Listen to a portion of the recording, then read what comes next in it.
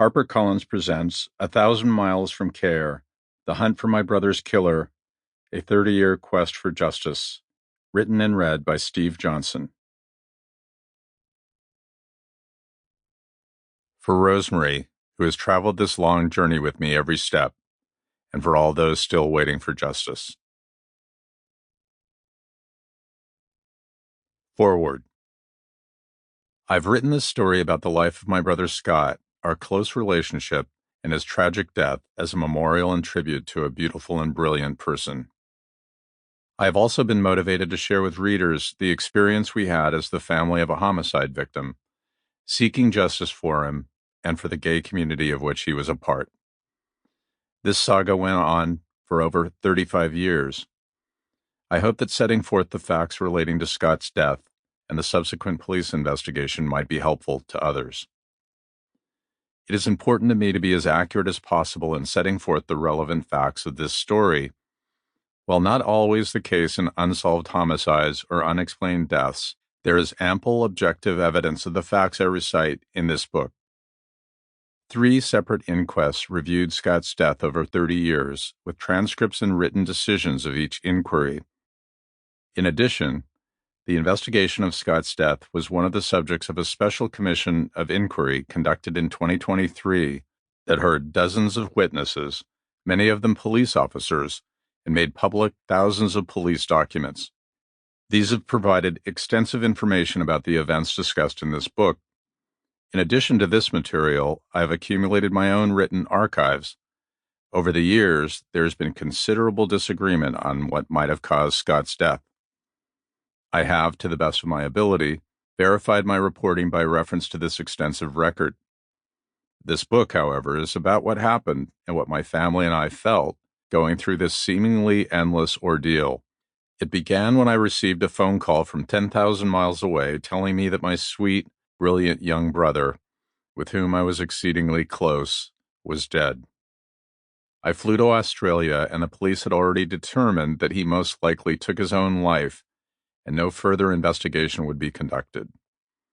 Worse still, there appeared to be nothing I could do to alter this determination. Nor did I know anyone in the country to whom I could turn for help. How it felt to live through this nightmare is an integral part of this story. Sharing my fears, reactions, suspicions, and thought processes is not subject to objective verification. Others may disagree with what I state here about my thoughts and feelings, but not with the fact that this is what I thought or felt. I have sought carefully to distinguish between facts subject to objective verification and my subjective experience so readers can draw their own judgments. As is evident from the inquest and the special commission testimony, even participants in the same conversation may differ on what was said and meant. Personal observations will vary, but are nonetheless critical to share. It is my sincere hope that sharing both the facts of Scott's life and death, as they have come to be known, as well as my experience, will provide solace to other families of victims, insight to the public, and together with the results of the Special Commission, reform in how such cases are handled in the future for the benefit of all. Steve Johnson, May 2024.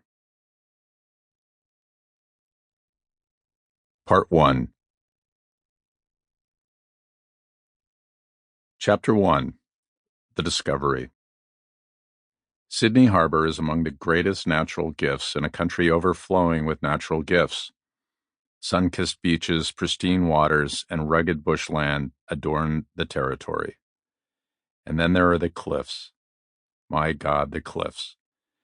On either side of the harbor are 2 massive formations that sit like a crab's claws, bent back toward the harbor's mouth. The northern peninsula is called North Head. It rises 14 stories above the Pacific Ocean, forming tremendous walls like a colossal sandstone skirt measuring 7 miles around.